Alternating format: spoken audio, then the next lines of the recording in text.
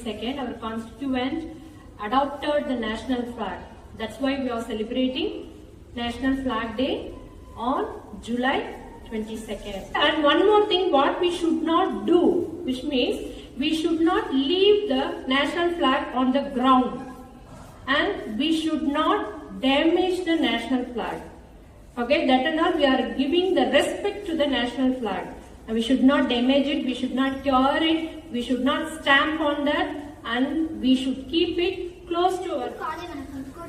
இந்திய தேசிய கொடினால் ஜூலை 22ஆம் நாள் 1947 ஆண்டு அரசால் அங்கீகரிக்கப்பட்டது.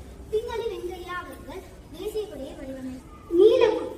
நம் கொடி 3 வண்ணங்கள் கொண்டதால் மூவர்ண கொடி என்றும் அழைக்கப்படுகிறது. நம் கொடி 90 சென்டிமீட்டர் நீளம், 60 சென்டிமீட்டர் அகலமுடையது. அசோக சக்கரத்தில் 24 ஆரங்கள் உள்ளன.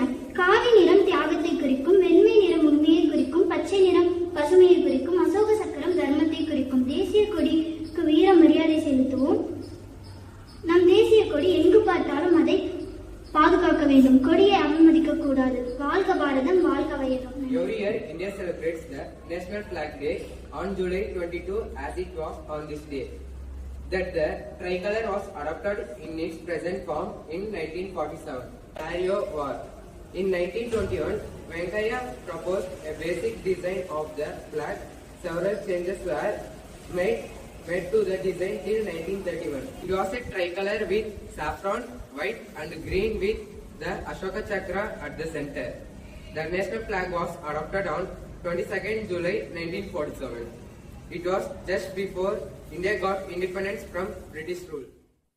Jana Gana Mana Adhinayaka Jaya He Bharat Bhagya Vidhata Punjab Sindh Gujarat Maratha Dravida Utkala Vanga Vindhya Himachala Yamuna Ganga Uchala Jaladhi Taranga तव शुभ नामे जागे तव शुभ आशीष मांगे गाहे तव जय गाथा जन गण मंगलदायक जय हे भारत भाग्य विधाता जय हे जय हे जय हे जय जय जय जय हे।